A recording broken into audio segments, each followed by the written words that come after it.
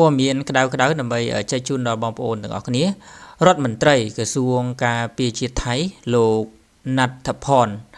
ណផានិតបានធ្វើសន្និសីទសារព័ត៌មាននៅថ្ងៃនេះគឺនៅថ្ងៃសុក្រទី9ខែមករាឆ្នាំ2026នេះថាតកតងជាមួយនឹងស្ថានភាពព្រំដែនរវាងប្រទេសកម្ពុជានិងថៃនាពេលបច្ចុប្បន្ននេះអ្វីកំពុងតែស្ថិតក្រោមការគ្រប់គ្រងនិងត្រួតពិនិត្យនឹងការវាយតម្លៃ24ម៉ោងលើ24ម៉ោងជាប់ជានិច្ចក្នុងនោះប្រទេសថៃនៅតែបន្តឬក៏បដិញ្ញាចិត្ត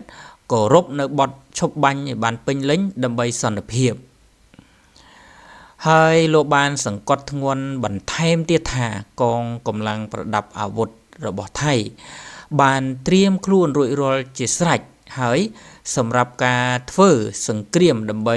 ឈ្លានពានលើទឹកដីកម្ពុជារយៈពេលវែងបាទនេះគឺជាការលើកឡើងរបស់រដ្ឋមន្ត្រីការពារប្រទេសថៃបានលើកឡើងកាលពីថ្ងៃ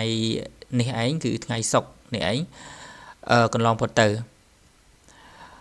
បាទចឹងគួរបញ្ជាក់ផងដែរថាកងទ័ពកម្ពុជានិងកងទ័ពថៃបានវាយប្រយុទ្ធគ្នាចំនួន2លើកមកហើយក្នុងឆ្នាំ2025កន្លងមកនេះនៅក្នុងចំនួនព្រំដែនរវាងប្រទេសទាំងពីរដំណើរគ្នានេះនឹងការផ្ទុះអាវុធភាគីកម្ពុជាបានខិតខំប្រើមធ្យោបាយអស់ហើយដូចជាមធ្យោបាយការទូតដោយប្រកបប្រកាសប្រាប់ដល់សហគមន៍ជាតិឬក៏អន្តរកម្មអន្តរជាតិថាខ្លួនបានរងគ្រោះពីការឈ្លានពានពីសំណាក់យោធាថៃឬក៏ភាគីថៃជាមធ្យោបាយការទូតដែលបាននាំមកនៅបទឈប់បាញ់បន្ទាន់មួយកាលពីថ្ងៃទី27ខែធ្នូឆ្នាំ2025ហើយអ្វីដែលជាសំណួរចង់សួរនឹងទំនួលសួរថាតើកម្ពុជាបានតស៊ូយ៉ាងណាខ្លះ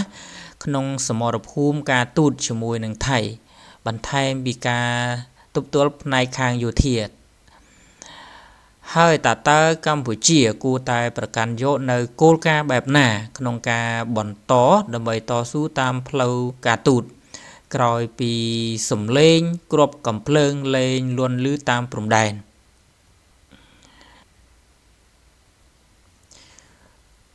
បាទគួរបញ្ជាក់ផងដែរថាការប៉ះទង្គិចគ្នារវាងប្រទេសកម្ពុជានិងប្រទេសថៃរយៈពេល2លើកក្នុងឆ្នាំ2025នេះគឺពីថ្ងៃទី